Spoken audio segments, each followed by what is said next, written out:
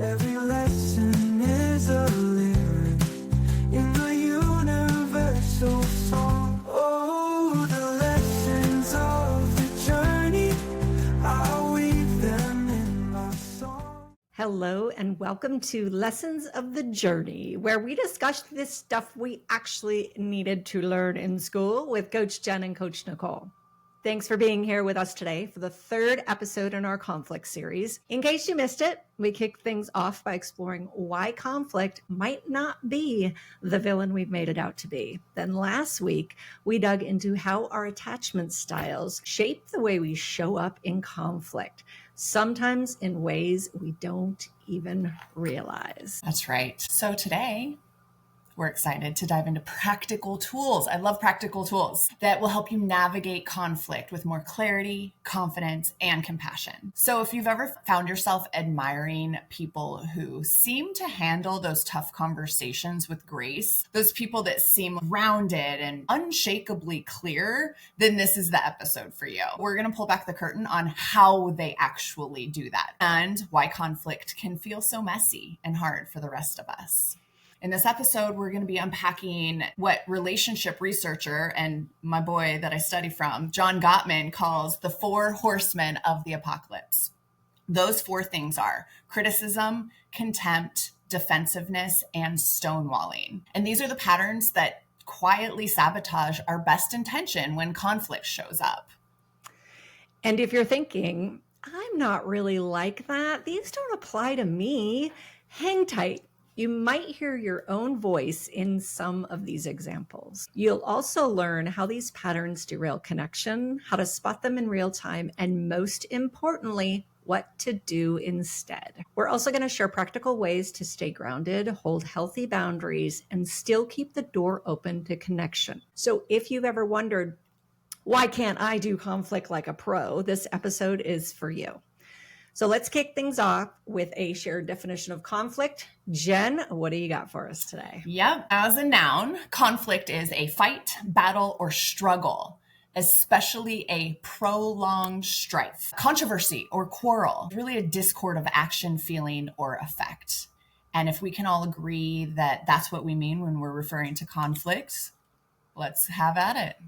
I think that's great. I love the word discord. That really makes sense, like that disconnection discord. So the Gottman Institute's research shows that how couples handle conflict is actually more important than whether they have conflict at all. There is also research suggesting that people who engage in healthy conflict within their intimate relationships tend to have better conflict skills in other areas of life, such as work, friendships, and family.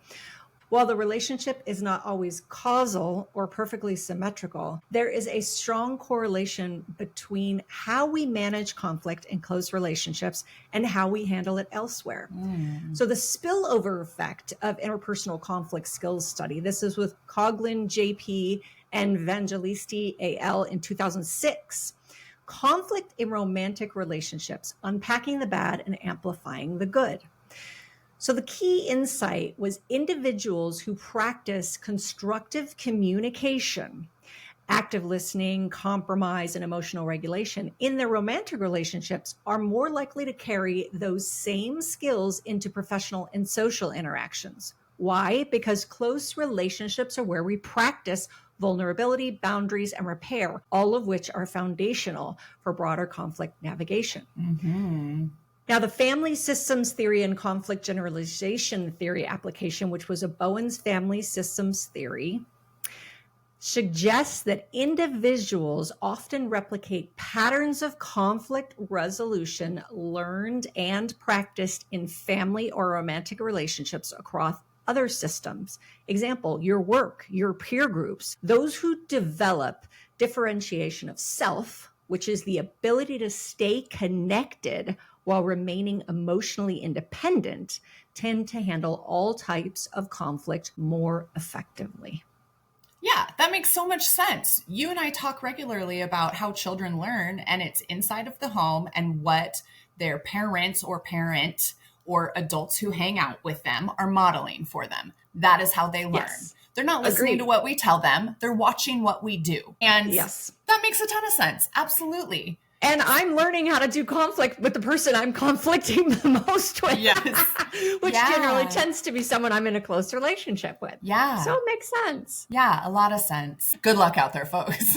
Well, so let's get started breaking down the 4 horsemen. These are the things that predict relationship breakdown. Again, it's criticism, contempt, defensiveness, and stonewalling. The definition of criticism in relationships is when you attack your partner's character or personality rather than addressing a specific behavior. It often starts with blame, and it implies something is wrong with the person, not just the thing that they did.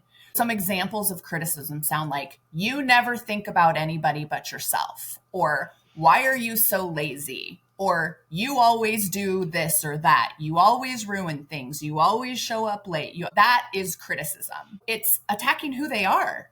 It's a you thing, and it's a bummer to receive, really. So how are we spotting criticism? Here's what some everyday interactions might look like. You always or never language. So really in life, somebody probably doesn't always or never. And that very overgeneralizes things. So what might it sound like? You never help me with the dishes, or you never do the laundry. Here's why it's harmful. It really exaggerates and blames the person, not the action. And we're not fighting about the thing. We're fighting because there's something underneath the thing that we think we're fighting about. Another signal of criticism is a character attack. Like, you're so selfish, stupid, lazy, whatever that might look like. Again, you're labeling the person instead of addressing the behavior. A signal, if there's no clear request for change, like, you're impossible, we can't even talk about this. Venting without offering a path forward. That's a criticism. And then, of course, blame focus statements like, this is all your fault. This wouldn't have happened if you didn't. And it really shuts down productive conversation. So let's be very clear. A complaint is different than a criticism. A complaint targets the behavior, not the person. And this, in fact, is healthy. A complaint might feel like, I felt frustrated when I got home and the dishes were still in the sink. Can we figure out a better plan for our chores? Whereas the criticism might sound like, you're so irresponsible, you never clean up after yourself. You can even hear and feel the difference in those two statements. So what do we do instead? The Gottmans talk about a softened startup. This is what it sounds like. You're going to talk about your own feelings first. I feel overwhelmed when I come home and there's dishes in the sink. You're naming the behavior. You're not criticizing the person. I feel overwhelmed when the kitchen is left messy. And then you need to ask for what you need. Can we agree on a cleanup routine? So altogether, this is what it sounds like. I feel overwhelmed when the kitchen is left messy. Could we agree on a cleanup routine? Not one part of that said, you. Oh my gosh. This is so much clarity for me. And you know how much I love clarity. I never understood the difference between a complaint and a criticism. And I honestly didn't, I shouldn't say that. I knew generally what the difference was, but in arguments, I didn't understand the value of separating the two. Here's my complaint. Here's a criticism. Criticism is mean. It's rude. It's unnecessary. Complaint is something we need to work together. And I'm always about the win-win, that we work together. So I wrote down me-behavior-need. Talk about me. That's hard for about you do this. You make me feel this way. Not true. Okay. And when you were talking about you never do the dishes, I'm always like, you never listen.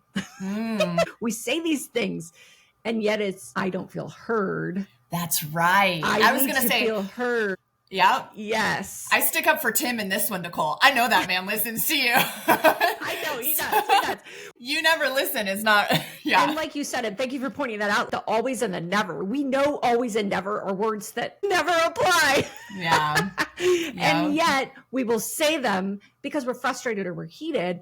And it's so interesting to have this clarity of, because I always would say, but then how can I bring my complaint to the table? And this is such a healthy way to do that. Yeah. I love this. Yeah. And remember that it's us against the problem. It's Yes. not me against you against the problem. The point in the partnering, and this happens to be talking about intimate relationships, but you can really see how it could apply across the board in a workspace. Oh, I'm having a bummer time with my coworker, and we really need to get this project done. How am I going to bring this so that it's not us against each other and then the project? We need to come together. What kind of language can we use to make that work so that the project can happen? And things like dishes or cleaning up, those are all projects. If we think about them globally, it really can apply across all realms.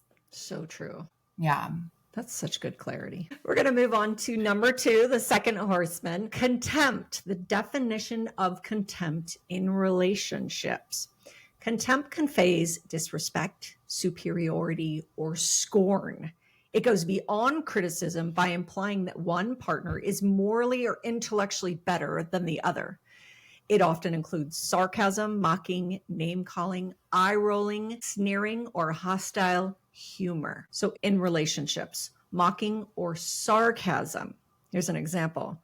Oh, wow, you finally decided to help around the house. Should I call the press? Ooh, this mocks the partner's efforts instead of appreciating or constructively addressing an issue. So true. Eye rolling or sneering during a disagreement. One partner rolls their eyes or sighs dramatically. Teenagers, we're talking to you. This is interesting. Nonverbal contempt like this communicates disdain without words. Yes, teenagers do have disdain. I don't know. Wives sometimes do too. I'm sure the husbands are, I don't know. The men are like, yeah, we do too. Yeah. Us too. Name calling or insults. You're so pathetic. How do you not understand something this simple? Ouch. Ouch. Yeah. This devalues the partner and undermines their self-worth. Yeah. Hostile humor or belittling is another one. You're just like your mother, completely useless in a crisis. Ooh. Ouch. Humorous tone or not, this is meant to hurt and belittle. It is meant. Moral superiority, another one. At least I actually care about this relationship. You clearly don't. This puts one partner on a moral high ground, often shaming the other. Yeah. Ouch. So why is contempt harmful? Because it erodes the emotional bond in a relationship, and because it makes the recipient feel unloved, unworthy, and unseen. Yeah. Over time, it will foster resentment, it'll shut down empathy, and it'll make reconnection difficult. You know what? It actually has health effects. Research shows that couples who display contempt are more likely to experience higher rates of illness due to weakened immune function from chronic stress. Greater likelihood of divorce or separation. No duh. Yeah, if somebody's calling me names. Okay. So what do we do instead? We build a culture of appreciation and respect. We make daily efforts to express gratitude, affection, and respect. We regularly acknowledge your partner's strengths and efforts. Absolutely. Thank you for picking up groceries. I know you had a full day. Yep. That's interesting because it's not just thank you, but it's thank you because I know you're busy too. I know you had a full day. I love that. That's such a great add-on right there. Yeah, it really is. And in maybe especially a marriage partnership where there are varying tasks inside of a household, I have found myself doing this. Well, nobody thanks me for packing lunches and getting the kids up and bath time and brush teeth. Why do I have to appreciate him for doing X? Yeah, that leads to contempt. Absolutely. So I can tell you personally that as we have been able to really build upon exactly what Nicole said, the culture, and it really is a culture inside of our house now of appreciation and respect. And we are showing our children the same thing. We are modeling it, and we are also acting it out with our children. It has changed everything for the better inside of this house because we are all living full lives. Life is hard sometimes. There is so much shit to do around here. Appreciation is a wonderful thing. Secret, side note, appreciation gets you more of what you're looking for. Gratitude gets you more of what you're looking for. If somebody's putting me down all the time, I'm not trying to show up for that. But if somebody's going, wow, Jen, you know what?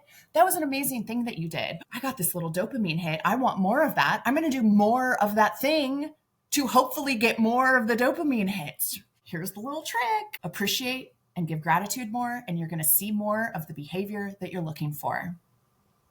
You are so right. And if your partner's love language is words of affirmation. I read through this and went, I could never have a partner who did those things to me. It's interesting what you brought up, Jen, when you said the culture. I've always thought my husband creates this fantastic culture at home. And you know, he wrote a book on the culture in your business. He's an expert at that stuff. So of course, that same thing, it comes from work and it comes home. He does the same thing at home, creates a great culture. So that concept of it affects everything. If you are a grateful person and you're grateful for your partner, are you then going to show up at work and be grateful for the people around you at work? You are, because you're thinking more in the terms of gratitude. So absolutely. Great point. Yeah. Great point. And you've heard me say before, as often as we can, we sit down together as a family and we say our gratitudes out loud. It's less of a prayer. It's more of a thank you for. And what I've noticed in my children is that it puts them out into the world looking for things to be amazed by. I think it's such a beautiful thing. I didn't grow up like that. I had to learn these types of things. It's a special kind of energy that's floating around when you're out there looking for goodness, because you know that later today I'm going to have to share it with my family. It's so true. And what if you were having conflict with someone at work? And this is so common. I think it's something like 89% of people have conflicts with people at work. I can't remember what the stat was, but it was very high. It surprised me. And I'm thinking, what if you actually showed up at work and the person you were having the biggest conflict with, what if you gave them a compliment? And something you really, truly were grateful for that they do? Would that not change the dynamics? 100%. I think it would really make a difference. As we've said before, we're all just children looking for love. That's right. And you know what? We don't know what we don't know. And here we are trying to help. So number 3, and I take this one personally, we're going to talk about the definition of defensiveness, which is another one of the 4 horsemen. It's a self-protective behavior that comes up when one partner feels accused, attacked, or blamed. So instead of listening or taking responsibility, they deny, counterattack, make excuses. So it's definitely a way to deflect responsibility and shield themselves from perceived criticism. But it often escalates to conflict instead of resolving it. And I can speak firsthand on this. So this comes from triggers in childhood, but here's why it happens. You feel unfairly blamed or misunderstood. You fear rejection or failure. You might have low self-esteem or shame surrounding said thing that you're being defensive about. And you might have a habitual reaction to conflict learned in childhood or past relationships. So I feel attacked with these bullet points. And here's how it shows up. If we're making excuses, here's an example. First partner might say, you said you would call when you left work and I waited up. And partner B, defensive partner, says, well, I had a crazy day and my phone died. What do you want me to do? I give it a little bit of tone and attitude. That's kind of how I think that it might come out. So instead of acknowledging the impact or offering reassurance, the defensive partner shifts the focus to justifying their actions. So that's invalidating and deflecting. Another example, counterattack. Partner 1, I felt hurt when you didn't back me up in front of your family the other day. Defensive partner might say, oh, please, you never defend me when we're around your friends. What does this do? It avoids addressing the concern or the behavior, and it redirects blame back at the complainant, and it escalates conflict. That's another way we get into these fights. A third way, playing the victim. The injured party might say, it upsets me when you interrupt me during arguments. And the defensive partner might say, well, nothing I do is ever good enough for you. You're always on my case. What does this do? Flipping the script, it makes the other person feel guilty for even bringing up an issue. Long term, they stop bringing up issues. It's not a good thing. Or another way of being defensive is denial or an actual refusal to engage at all. So the injured party might say, I got hurt when you forgot our anniversary. It hurt my feelings. And the defensive partner might say, I didn't forget. You're exaggerating. We didn't even say we were doing anything this year. That's not even accepting the complaint. Denying the issue completely invalidates that other person's experience, and you feel dismissed when that happens. Here's why it's harmful. It blocks accountability. It prevents the partner from owning their part in the conflict. Accountability is so necessary in interpersonal relationships. It's also harmful because it actually escalates the arguments. It often leads to more blame, more frustration, and stonewalling. And it undermines trust in the relationship. The defensive partner seems more invested in protecting themselves than in understanding or repairing the relationship. And so what do we do instead? There's an antidote to defensiveness, and that is to take responsibility, even for a small part of the conflict. So it could sound like this. You know what? You're right. I should have called. I can see how that might have left you hanging. I'll do better next time. All it does is validate. I'm just taking responsibility for the injury because I was a part of that. This kind of response shows empathy, accountability, and a willingness to repair. And that strengthens the relationship instead of tearing it down. I don't know what you're talking about. I'm never defensive. Come on. Who hasn't had this one? 100%. Yeah. Like, stop talking about me. I had to do a lot of work surrounding this. And what it led to was triggers from childhood for me. So we're sitting here saying, this is how it might show up. We're not saying that you don't have to do the work. And, why do I feel defensive all the time? I had to sit with that for a really long time and go, I never felt like my feelings mattered. And now that I'm an adult and I know that it matters, now I get defensive when I feel criticized. When we talked about criticism, that word in there was perceived. I am perceiving criticism, so I automatically turn defensive. That is my style, and I've been working on it. I tell you, the active work makes you a better person. That is the key, though. Feels. You're taking it as something it may completely not be. Yeah. And I agree with you. It can 100% be a trauma response from childhood.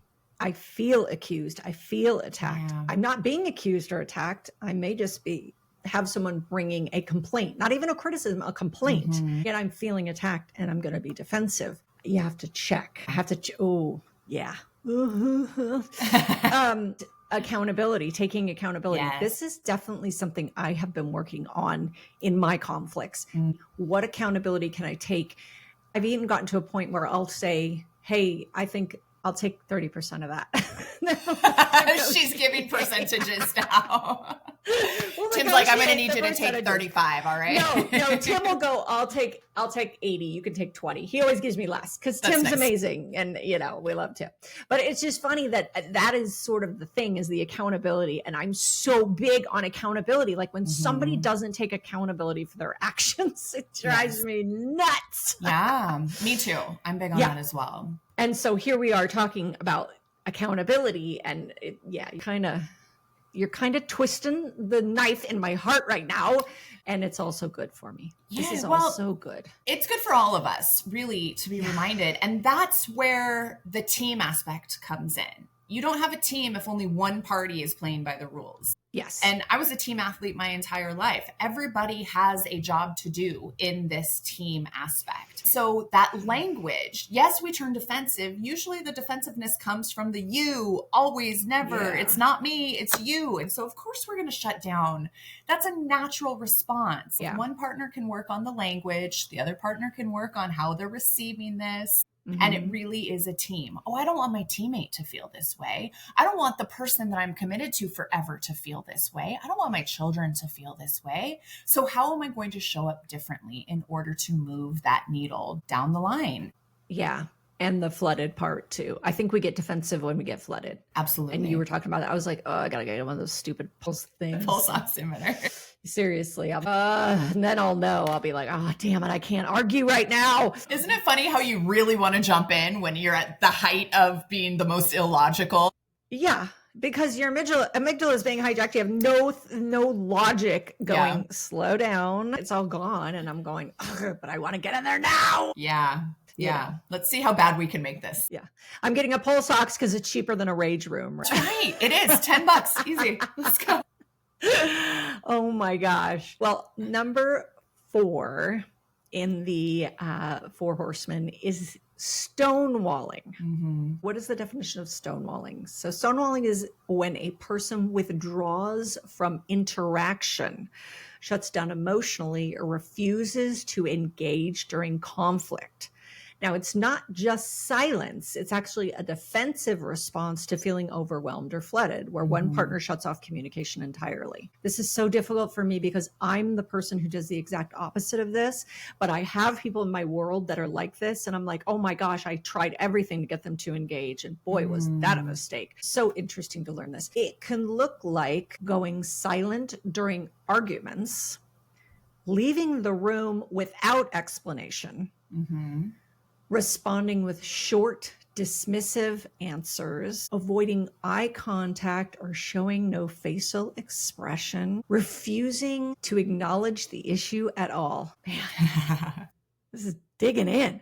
Okay, why it happens. Stonewalling is often a protective mechanism. Definitely. When someone feels emotionally overwhelmed, anxious, or threatened by conflict, they must shut down to avoid escalating the situation or because they don't have the tools to handle it. Interesting. Common causes: emotional flooding, fear of confrontation, learned behavior, example from childhood or past relationships. And by the way, when we say learned behavior, that doesn't necessarily mean learned from someone else. It could have been, or it could have just been a learned coping mechanism. Yes. Behavior. The other one is discomfort with vulnerability or intense emotions. Yeah. Okay. A couple of examples of stonewalling. I'm taking so much of this in. It's crazy. Silent treatment. Number 1. Partner A says, can we please talk about what happened earlier? Partner B sits silently, avoids eye contact, and says nothing. This is a partner feeling invisible and emotionally abandoned. Yeah. Another example of stonewalling is physically leaving the room without a word. Partner A, I'm really upset you didn't show up to the dinner. Partner B gets up and walks out without responding. My gosh, I'd want to bang my head up against the wall. Rude. This escalates the emotional tension and communicates disengagement. Third example, flat one-word responses. Partner A, is something wrong? You seem distant. Partner B, no. And then looks away. My gosh. Technically replying, but emotionally closed off and unavailable. You think? Yep. Number 4 would be avoiding conflict completely. Partner A says, we need to talk about how we're dividing responsibilities. Partner B says, I don't want to fight. Let's just drop it. Ooh, this deflects conflict under the guise of keeping peace, but avoids resolution. Almost say that again for everybody in the back.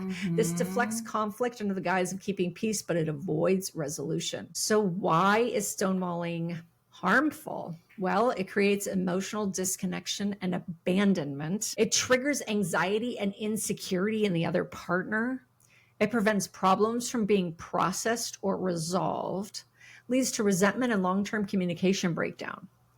Stonewalling makes the other person feel shut out, like their concerns don't matter. Over time, it can absolutely destroy trust and intimacy. So what do we do instead? What is the antidote to stonewalling? Take a break. Take a break, Nicole. Take a break. Calm down. Re-engage. Physiological self-soothing. Now, taking a break, but letting the other person know what you're doing. Yes, communication is necessary in that portion. So when someone feels overwhelmed, it's healthier to pause the conversation and come back when both people feel more emotionally regulated. And I know we were talking about the understanding when one person's flooded and how they react. And this is where I have such difficulty. I do not stonewall ever. This is not my thing. But when people stonewall me, I'm like, what the hell? Because why do you need to calm down? You're fine. You're calm. No, maybe they're not. Right? When someone feels overwhelmed, it's healthier to pause the conversation, come back when both people feel more emotionally regulated. You know, we talked about the 20 minutes. If it takes more, that's okay. So here's the example response. I'm feeling flooded and can't think clearly right now. Can we take 20 minutes and come back to this?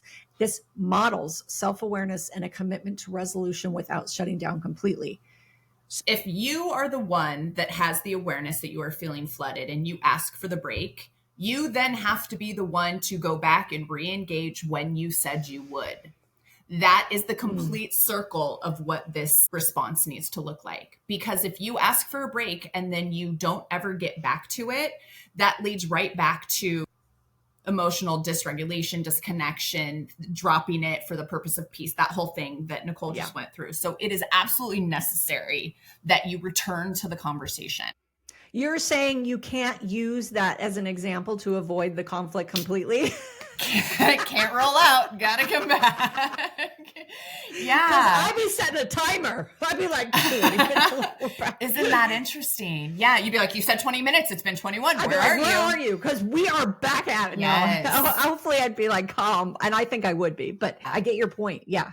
And as a reminder that 20 minutes needs to be engagement in something that's not sitting there reiterating the fight that just happened and figuring out all of your future responses to when you go back. That is not what we're talking about. We're not building our case over this 20 plus minutes. Now, if you know yourself, or this is a very intense thing and you don't think that 20 minutes is going to be long enough, you say, hey, I need to take a break. Can we come back to this afternoon at 3 p.m.? Or whatever that looks like, because this is a very intense thing for me. And I really have some things that I need to figure out before then. That is okay. The important part is coming back. If you don't come back, it breaks trust and that erodes the relationship. Nicole just talked about that. Well, I want to point out that what's actually physically happening, and this is why you're taking the break, your amygdala is being hijacked. Yes. So your prefrontal cortex is shut off. Your prefrontal cortex is what tells you not to tell people to F off. Yeah. Because it's not okay and this is someone you love. That is shut down. Your logic brain is gone. That is why you need to emotionally regulate, is because you have to bring that logic brain back on track. Guess what? The logic brain is never going to be a part of the team. You're no longer a part of the team. You have to step away and get yourself back on the track so you can be part of the team with that prefrontal cortex. So this is one of the most important things, because you actually physically can't be in this in a positive way. Yeah. You just can't. You can't. And again, learned behavior, whether you created it yourself, saw other people handle conflict this way, the way that it has affected me most in my life, which is why I say I'm recovering, because we have certainly done the work. The resentment and long-term communication breakdown. What the Gottmans talk about is the idea of repair. That's so important because we are simply humans living a human life, and there is conflict. It's everywhere. What happens is that if we're able to then quickly and effectively repair the conflict, what might that look like? You know what? I did freak out on you earlier. I apologize. That's not how I want to show up in this. I love you. Can I try again? That is an attempt at repair. That is necessary in intimate relationships and parent-child relationships. Oh man, parent-child relationships. It's necessary in friendships. It's necessary all around. Because if we don't attempt the repair, then we hold on to these nasty feelings that just get reiterated in our brain over and over. And until somebody goes, hey, can we not do that anymore? I'd like to try to be different. There's something about that makes you go, yeah, I would like that to be different too. Because living in this heightened sense all the time, it's rough, man. That's too stressful. It's a hard way to go. That's very difficult. Yeah. I think it takes a lot of awareness. And I think most people think that to show up that way, it takes vulnerability. I think it takes awareness. Mm-hmm. Because even knowing that that's an option, and like you said, being on the team, if we're going to all be on the team, then we want the same things, which is success for both of us in a relationship. If I want success for you and I want success for me in our relationship, whatever it looks like, that means bringing you up with me, not putting you down and I'm going to rise up. We got to bring each other up together. That's a team. That's the point of a team. Love that you use that analogy, because this makes so much sense. And understanding when you just can't show up in that space and understanding that's the moment to walk away. That's huge awareness. It really is. And for me personally, it was a safety mechanism. It was this continues to happen and I'm not going to sit here and either be treated this way. And this is, across the board. This isn't just inside my house. This is across the board. I'm not going to be treated this way. I'm not feeling seen. I'm not feeling heard. And I don't know what to do with this. So my safety mechanism is to stop and shut down. and walk away, because why would I continue to put myself in this situation where I'm feeling this way? So the stonewalling, it comes from a good place. It comes from the caveman place that says, I need to protect myself now. And what we know is what that does is it erodes the relationship, whatever relationship you're using it in. Yeah, it's a tough one because it really does take understanding the trigger. Where's this coming from? Why do I do this? I wish I had known this 30 years ago before my second child was born, because my second child is a stonewaller. That is what he does. He can shut down like nobody's business. And I've never understood why. I always thought he was shutting down because he didn't care. Now to understand why he truly was shutting down would have completely changed some of the interactions between us. I mean, we always got along very well, but just in loving your child, you want to understand why they're reacting in the way that they're reacting. And again, I don't stonewall in any way, shape, or form. I'm probably the exact opposite of that. Yet knowing that when I'm dealing with someone who is like, oh, okay, this person just needs a break. Got it. Didn't realize. Yeah. Didn't know what I didn't know. Sorry, child. I think that things like this, we often think, oh gosh, I messed that up. Oops, messed that up. What we can still do 30 years later is go back and repair that. You know what? I learned information today that I didn't know before. And if this hurt you or impacted our relationship in any way, I just want to say, I didn't know and I know better now and I'm sorry. That is a great repair, even so much time later, and so necessary in our interpersonal relationships. Huge. I think that's really amazing awareness. You know, we didn't know what we didn't know. That's what we're here doing. And this is why this shit should have been taught in school. Right? Oh my gosh. I know kids who do this. And are those kids even going to know why they're doing it? If he didn't know why he was doing it, my son couldn't. It wasn't like he was like, well, I'm flooded, Mom, but I don't want to tell you. He didn't know either what was happening. And it's like, wow, I just feel like this can open up some interactions with him. And I have a great rapport with him. I will definitely be having a conversation with him because I think this is so interesting. I think you addressed actually in episode 2 of this conflict series in that it's necessary in these moments to assume good intent from the other person. So they're leaving, but I know they're not trying to hurt me. It's that curiosity that we want to come from. I'm assuming that they love me because we have this relationship and it's not really an assumption. I know this to be true. So I don't believe that their intent is to injure me in any way. What else might be happening? Yeah. And for me personally, being able to think logically, because I am the person who can tell when I'm hijacked, but that doesn't mean I can control it. I know it's happening. I have this like inside voice going, you're in that space, you've been hijacked, but I still can't think logically. So at that point, thinking that way just wasn't even an option for me. Again, what we were talking about, options. We didn't even know we had some of these options. Now to know we have some of these, I'm excited. I'm going to get your book. I want to learn more about this. The Gottmans, they're really incredible. I think what some people appreciate it, in my house, we appreciate it. It's data driven. Yeah. They have studied relationships for 40 years. Fantastic. And over time, the same relationships and with a high level of a percentage of accuracy. We're talking about like in the 90s percentile. They can determine from meeting a couple and watching them interact, whether they will stay together long term or not. From just a simple watching of an interaction. It's fascinating that they've narrowed these things down to, here's the 4 horsemen, here's what will lead to relationships rupturing. And so you can recognize this, here's what that might feel like, here's your better option. It's like, well, shit, the science is there. It's right in front of us. I find this absolutely fascinating. To reiterate, the horseman, the definition of the antidote. Number 1 was criticism. The definition is a personal attack. The antidote is the gentle startup. That was the me versus you. Second horseman was contempt. Definition would be disrespect or superiority. An antidote would be appreciation and respect. The third horseman was defensiveness. Definition, blame shifting, denial. The antidote is take responsibility. Number 4 was stonewalling. Definition was emotional withdrawal. Antidote, take a break to self-soothe, and then re-engagement. This is John Gottman, the Gottman Institute, Gottman. And will you say the name of the workbook you have, just so our listeners know? Yeah, right here. We walk the walk. This is from the Gottman Institute. It's the Art and Science of Love. This is particularly a couples workbook. It's got such amazing tools in it. It came along with videos, and it was a live thing that the Gottmans did. It was a weekend workshop, but then they also sold this, and we have families. So the information is amazing. The reiteration of it, it's practice, practice, practice. So getting back to that team, I say it out loud because that's my process. I go, I'm going to practice this thing right now and watch me doing it because it's very important that you see me doing this so you know that I am trying to do this.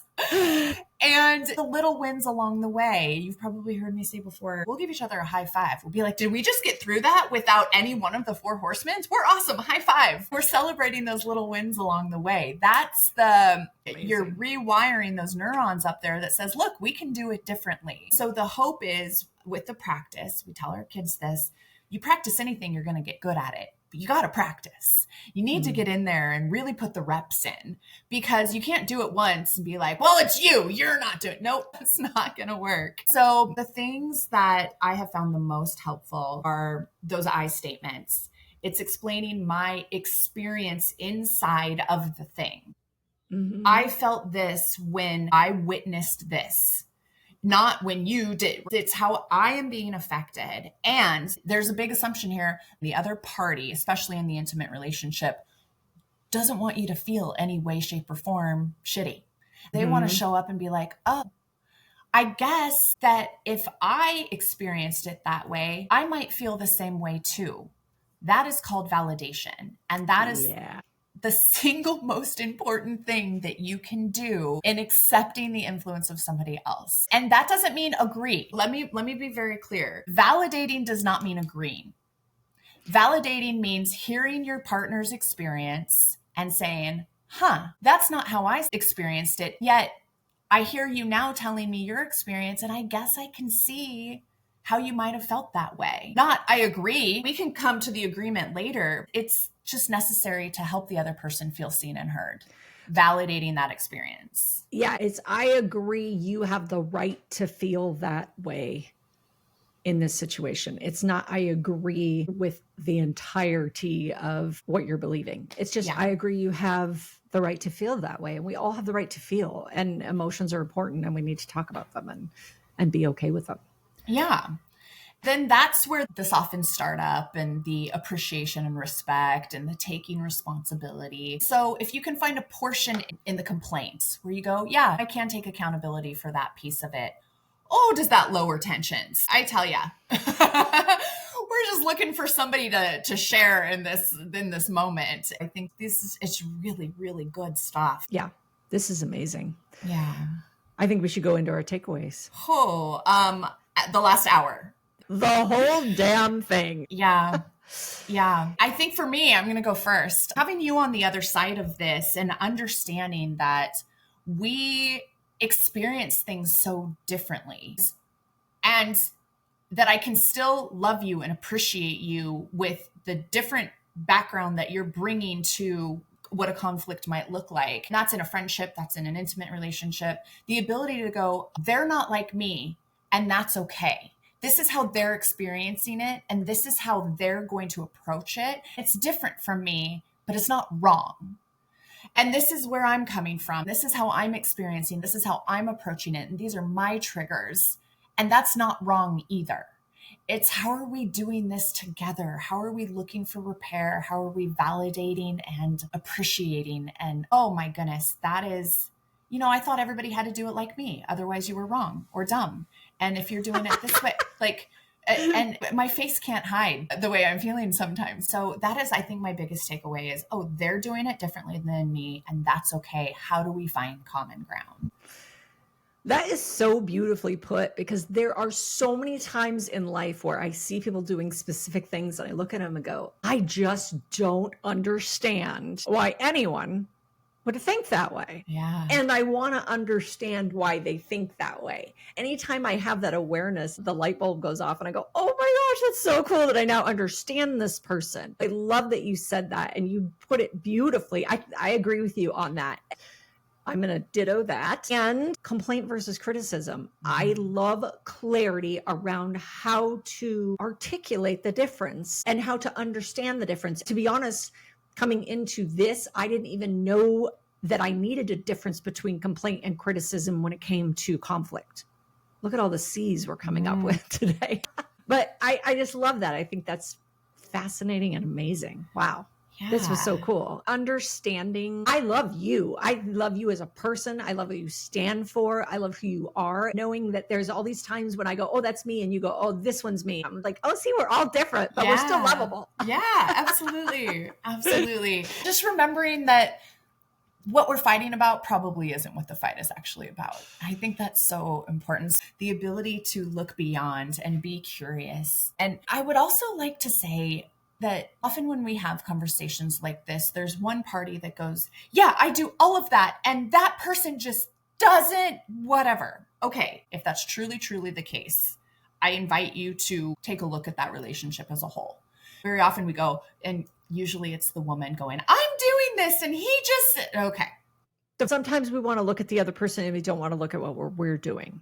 What am I bringing to the table? Go through this list. And if you can really, really wholeheartedly say, I'm giving 100% to that. That's the question you always ask. Am I really showing up this way? Mm-hmm. Because sometimes the answer is no. And that's hard. Why do you think we sit here and say, okay, stop talking to me? Stop. I mean, they're feeling it too. I'm feeling it. I literally felt like when she was talking about defensiveness, I was like, but I'm not defensive.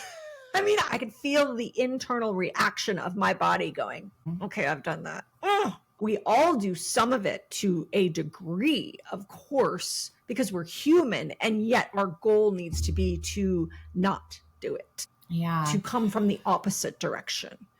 I will share, this is me, defensiveness. I had to get there in my triggers, and the Gottmans talk a lot about what are your triggers, and the triggers really are not from the relationship that you're in. It's from something from well before. Let's go through Jen's defensiveness, and this is it in a nutshell.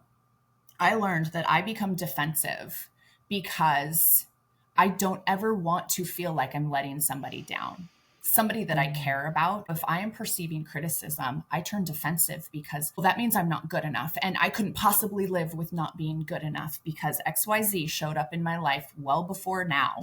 Yeah. And I grew up thinking that I had to be this or I had to be this. And if I'm perceiving criticism, that means that I'm not enough. And I so very badly want to be enough. So I get defensive. That is the mechanism. That is the loop for me personally. I'm sharing this because I know it's not just me. Mm-hmm. And if you can identify with, oh, I see where Jen got there. Why do I get defensive? Let's take a look at how I get there. What is the root cause? Well, my root cause is I just want to be the best for you because I love you so much. If you're telling me that I'm not, my entire world is crushed and I can't live with that. So I have to be defensive now and run away from this instead of addressing my own demons and going, you're not telling me I'm not good enough. You're telling me you would like help with this. And I'm really the only one that can do that with you. So I see you and I love you and thank you. And the work. It came from somewhere positive. And, and sometimes it comes from survival and you don't know. And it's not really important to understand where it came from other than to understand like you do that it exists, what the cycle is. You don't have to go back and analyze your childhood and figure out why you do that. All you need to do is move forward. And nowadays, honestly, with cell phones, like if you really think you do all of these things, number one, you may not be somebody who wants to improve. That's just a reality. And that's okay. If I hurt somebody's feelings, I don't care because that's just truth. No one will truth bomb you. Mm-hmm. You have a cell phone. The next time you get in an argument, record yourself. Tell your partner, say, I'm going to record this argument and then say these words to your partner because I think I have patterns that don't help us get along as well as we could. And I would like to improve those. Then when you listen to it, find out how many times you say you and find out how many times you point the finger at the other person instead of taking accountability for yourself, because I think that may answer a lot of questions for you if you really want to know. But you also have to want to know. You have to want to improve. That's right. And if you don't, you're probably not listening to our podcast anyway. And on the flip side of that, if you really are doing the work and you are with somebody in whatever type of relationship that very evidently does not want to do the work, I would like to remind you that you are not stuck there. Yes, you have something to look at. You have some decisions to make. And I'm not speaking to this lightly, because sometimes it's a long-term marriage and somebody has just shut down. You get to decide, am I going to stay in this? Yes. Or am I going to choose differently? Those are tough things. When you really, really get down to it, those are tough things. So it is not spoken lightly in that maybe something needs to be looked at. If you really, truly are doing the work and you really, truly are showing up in the way that you want to show up in the relationship, and you're just not getting anything from the other side, you are not stuck there. You have choices, and it is your choice to make. Yeah. And I think the key there that you said was if you're doing the work, or if you've done the work. If you've done the work and you are doing the work and you're willing to do the work with that person and they're willing to do it with you. If you are with somebody who is completely not willing to show up on any level for you, well, then at some point you have to make a decision. And look, relationships are like friendships, reasons, seasons, lifetime. They're not all meant to be lifetime. I really wish marriage was renewable, but that's another podcast. And abuse is never acceptable. Never. Verbal abuse can show up here. We spoke about that in the way that somebody's speaking to you. Contempt gets a little close to actual abuse. I had a really hard time with that. And one of the reasons that I said, well, that would not work for me is because when it says it makes your partner feel unseen, that is my biggest fear in life, is to be unseen and unimportant. So if you approach me with contempt, I consider it abuse. Yeah, I really do. Maybe you don't, but then that depends. Well, and then go back to our boundaries session. For me, contempt is a boundary that's crossed by the definitions we were talking about today. Yeah, I hear you. That was a lot. That was a lot. We did our takeaways. Our takeaways were everything. Into the questions. You want to go first? Sure. Okay. Now, I know this one might be a little bit tough for you to answer, but I'm going to ask you anyway. Okay. Only because of where you are in your lifetime right now. What are your current hobbies? Oh, gosh. Surviving. No. Okay. My current hobbies. Other than 3, 5, and 10 I years was going to say I have 3 children. It's summer. They don't count. That's what I meant by your life. I was like, she's so busy, but we all need hobbies. So Yes. Okay. So I still read before bed. I at least can hold on to that. That's been the thing that keeps me up, because I have no time in the day, especially it's summer. So when they go to bed, I'm like, oh, where's my book? Where's that? Truly, one of my hobbies is practicing awareness. And I say that it's a hobby in that all day long, I'm thinking, okay, where can I practice this? Okay, I want to do this. I want to show up for this. Where can I do it? That sounds weird, but I'm also a life coach. So it really is. Weird as it sounds. Really is one of my hobbies. What I very recently was talking to my family about is, you see these paintings behind me. I love fluid art, and I have just not poured paint in a very long time. So we have agreed as a family that Jen needs to get back into that. So I'm scheduling it. We're putting it in.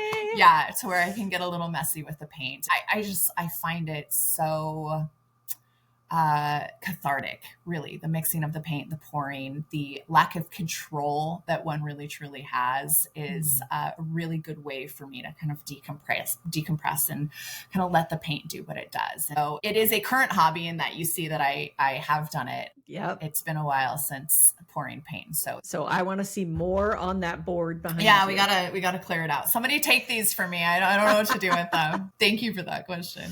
Okay, so my question to you is, when was the last time you felt you needed to be brave? God, that's a good question. I actually have multiple things popping in my head right now. Brave. Okay, so when I was in Hawaii recently, we went boogie boarding. Now I have to preface this with, I'm a baby boogie boarder, not a real boogie boarder. So real boogie boarders boogie board like real waves. They'll get like the big waves. Not big, not like surfer waves, but like, pretty good size waves. Yeah. And they're really good at it. I'm like the little, like, I don't know, 2-footers maybe. They're I say the size of the waves, and they're probably half of that. I like the waves that take you all the way into the shore and take you right up on the sand. It's like, okay, that was successful. It brought me all the way in. And there was a couple waves that were probably a little bigger than I would normally do. And I did them. I just felt proud of myself. I caught probably a dozen little fun waves. So baby waves. I'm happy with that. So I showed up bravely. That I would say is the physical bravery. I think the mental and emotional bravery, honestly, was starting and doing this podcast. All right. Because putting yourself out there and doing something like this and taking on the undertaking, and it seems so fun, and there's so much stuff. The mental load is a lot, and just getting it going, because I've thought for years about doing a podcast. So yeah. And just for everybody, when Nicole and I talked about doing this, we both said to each other, I could only do this with you. That's exactly right. This can only work here. I was like, there's nobody else. It's you or nobody. We have a vibe. Well, I'm so thankful that you chose to be brave in that moment, because I very much enjoy this with you. So thank you. And to everybody, thank you for showing up and spending some time with us. If this episode gave you something to think about, or if you recognize one of those 4 horsemen in your own voice or in your own relationship, you are not alone. We just gave you all of it. These patterns are common, they are human, and the good news is they are changeable if you want them to be. The real work is nasty, y'all. It is not about perfection. It's about noticing, pausing, choosing something different, something more aligned with the way you think you want to be, and something more connected. So here's your invitation. We would love for you to pick one thing from today's episode. Just one. Maybe it's softening a criticism into a request, or maybe it's catching yourself before going totally silent, or even just naming it when you feel overwhelmed. Practice that this week and see what shifts for you. And if this episode helped you, please share it with someone who's also doing the work. Conversations like this are important, and they do ripple outward. And of course, we'll be back next week with more tools and insights and real talk. So until then, please take good care. And remember, conflict does not have to mean disconnection. It can definitely be a doorway to something deeper. Awesome. Thank you. Thank you. Write your lines with passion, let your spirit freely